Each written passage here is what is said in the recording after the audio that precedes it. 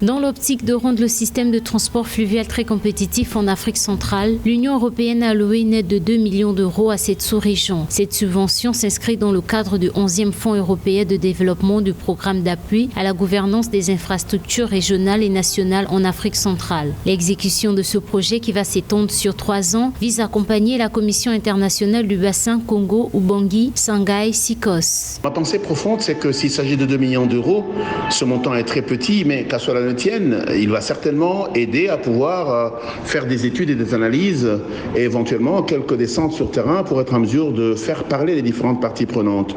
C'est de l'argent que les pays eux-mêmes devraient être en mesure de mettre en place pour être en mesure d'avancer et se donner une direction. La question de la collégialité d'un certain nombre de ressources naturelles est une question importante. C'est bizarre que ce soit l'Union européenne qui s'en occupe.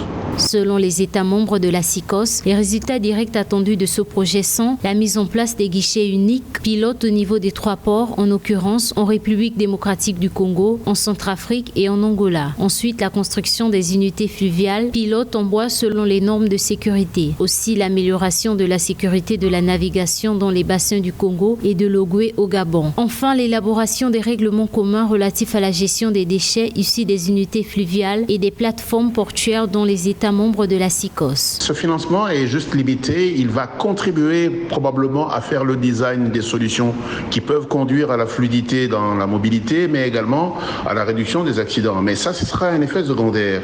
Le plus important, c'est d'identifier les problèmes, être en mesure de travailler de manière à ce que nous ayons des solutions pour aujourd'hui et pour le futur. Et pour ça, les 2 millions d'euros ne sont pas suffisants. La réalisation totale de ce projet permettra aux États membres de la zone SICOS de réduire les accidents et incidents des déchets ainsi que l'augmentation de la flotte selon les normes.